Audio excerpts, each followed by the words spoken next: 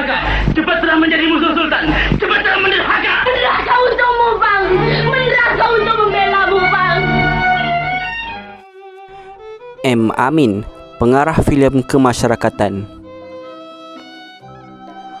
Pelakon-pelakon filem pada waktu dulu bukan sahaja handal berlakon, malah ada juga sebilangan dari mereka mampu mengarah filem dengan sangat baik, sehingga kan ada di antaranya boleh dianggap setanding dengan pengarah hebat seperti P. Ramlee, S. Romaino, Jamil Sulong, Salih Ghani dan Omar Rojik.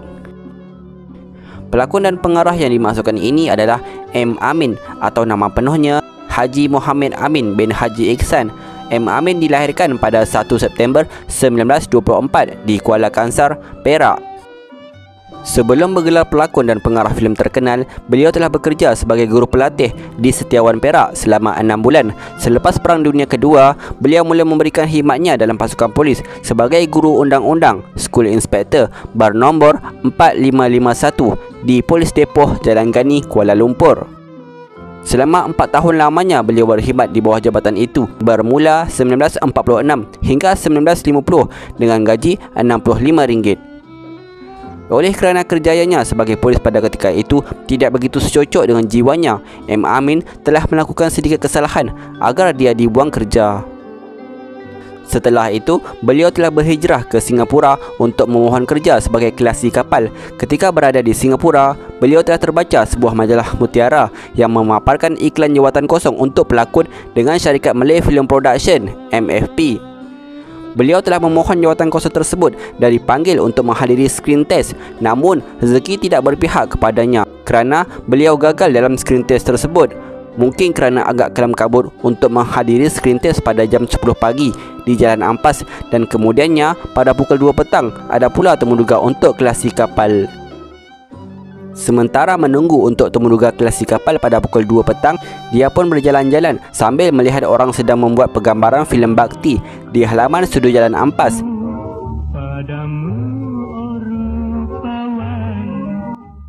Sedang asyik dia berjalan-jalan berdekatan gerai dengan studio tersebut untuk bersarapan, tiba-tiba datang seorang kru filem.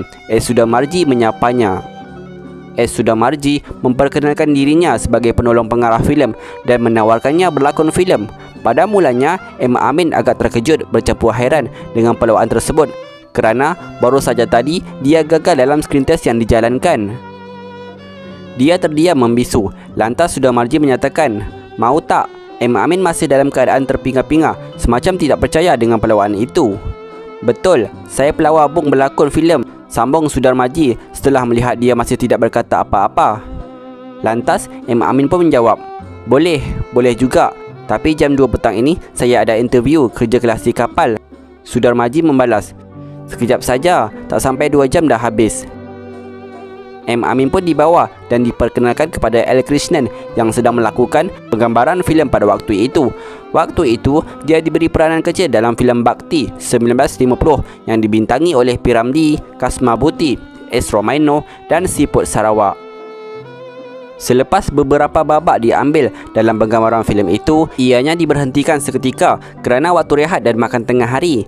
Namun, peranan yang dibawakan oleh M. Amin masih belum selesai lagi dan tinggal beberapa shoot yang belum diambil.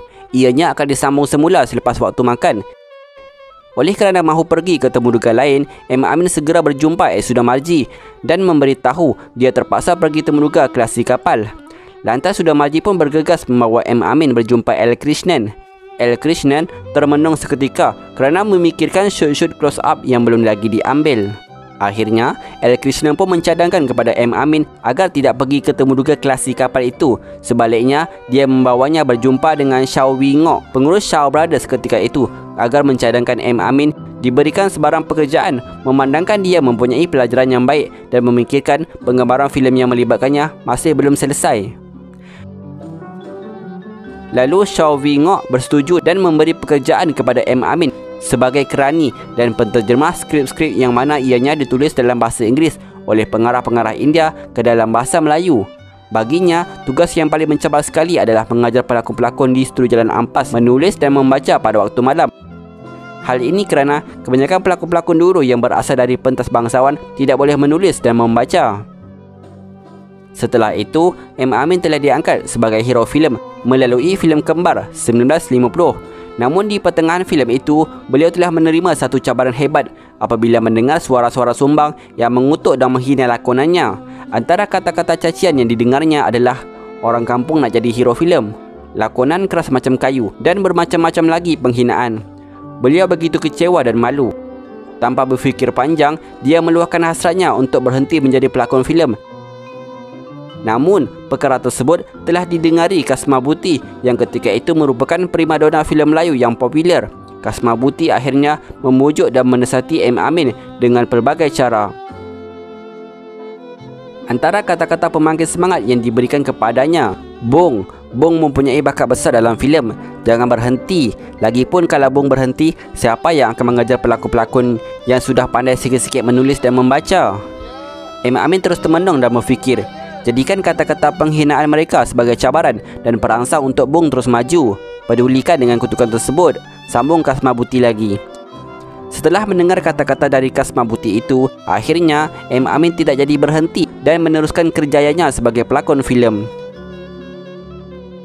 Banyak filem-filem lakonannya semasa berkhidmat di bawah syarikat Shaw Brothers itu antaranya adalah Dewi Murni, Pembalasan, Sejoli, Juwita, Aladin, serta Antara Senyuman dan Tangis.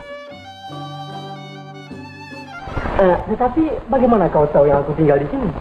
Kalau rajin-rajin bertanya, mana boleh tetap jalan. Yang sebenarnya OBC kau lah yang beritahu. Oh, iya. Kebanyakan filem-filem lakonannya di bawah produksi ini lebih kepada watak pelakon sampingan dan pembantu.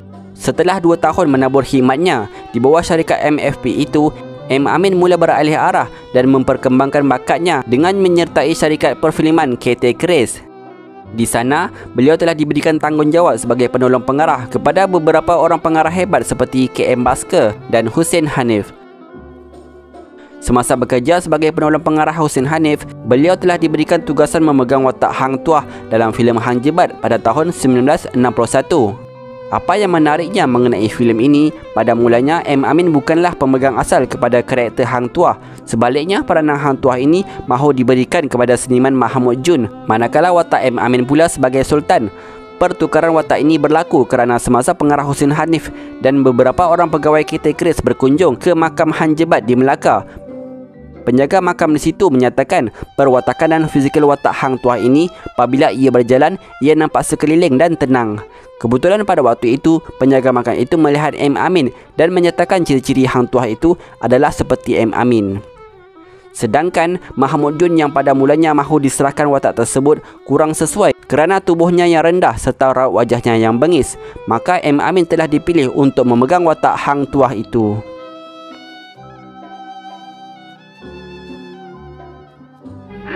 Kau nak menentang aku sekarang, Wah. Aku tidak menentang kau, Jebat. Tetapi perbuatanmu sekarang kau, Jebat, adalah bukan sebagai saudaraku lagi, Jebat. Barang siapa yang menjadi musuh raja adalah musuhku juga, Jebat. Suatu cabaran besar yang terpaksa dihadapinya apabila memegang watak ini adalah dia tidak pandai bersilat. Maka dia terpaksalah belajar ilmu persilatan dari seorang guru silat di Singapura pada waktu malam.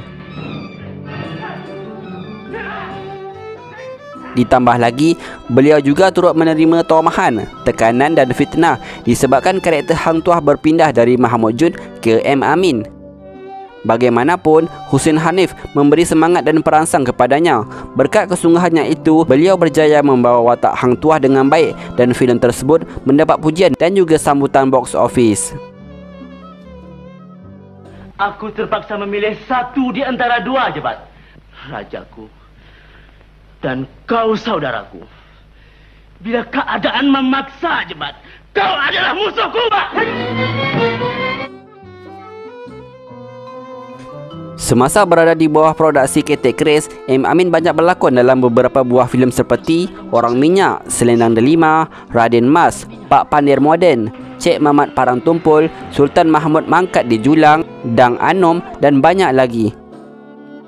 Dek kerana pengalamannya yang banyak dalam bidang lakonan dan pernah menjadi penolong pengarah, beliau telah dilantik menjadi pengarah filem oleh Tom Holland selaku pengurus kategori filem. Filem pertama arahannya adalah Lancang Kuning 1962. Maka berjalanlah sesi penggambaran filem ini. Tidak lama selepas itu, kedengaran pula suara-suara sumbang yang mempertikaikan kebolehan M. Amin mengarahkan filem tersebut. Satu demi satu dugaan yang dihadapinya.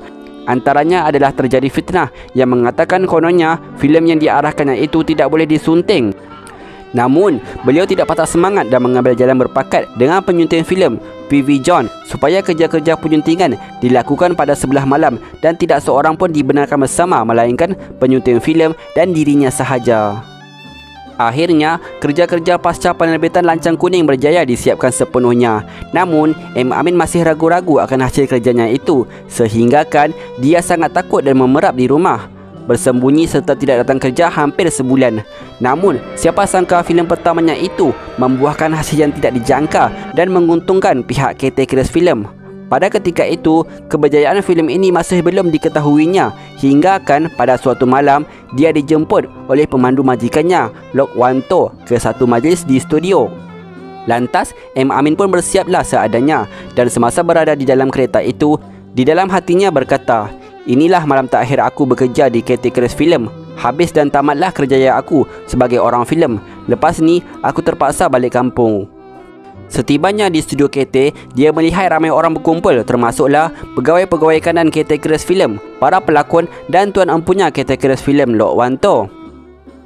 Dia masih gemetar dan tiba-tiba Lok Wanto datang merapatinya dan menghulurkan tangan.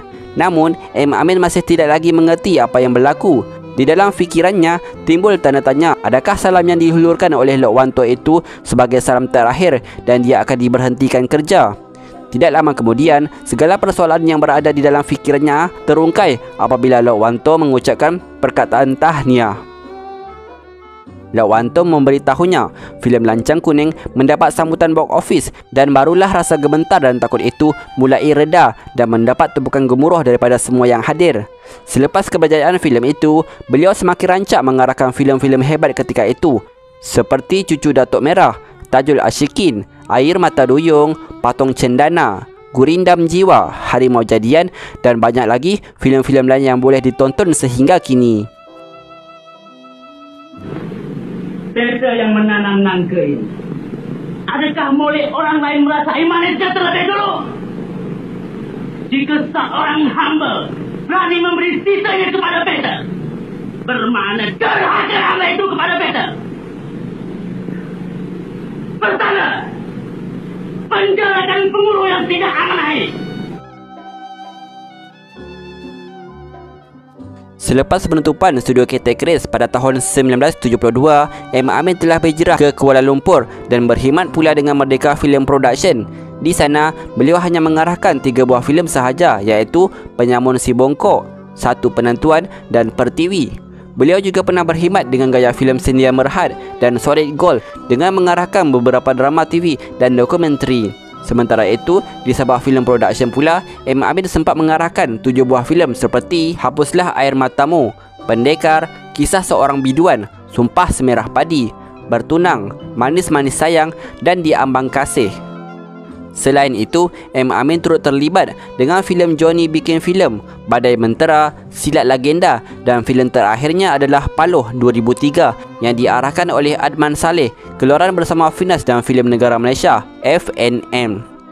Antara petua yang disampaikannya kepada pelakon semasa berdialog ialah, kita cakap dialog, mesti orang tahu apa yang kita cakap, tapi jangan memberitahu, walaupun sama tapi berbeza. Baginya, berlakon ini ada 3 kategori, iaitu natural, natural dibuat dan natural dibuat-buat. Jadi, dalam ketiga-tiga kategori tersebut, yang betul untuk jadi pelakon itu adalah natural dibuat.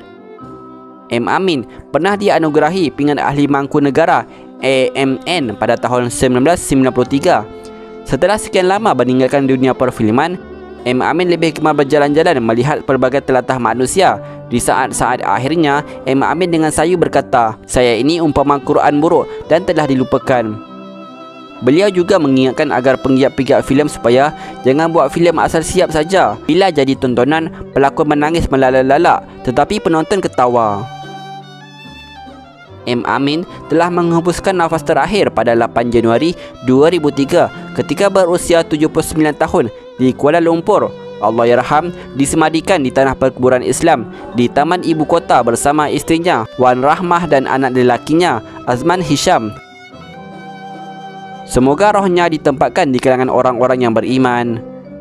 Al-Fatihah.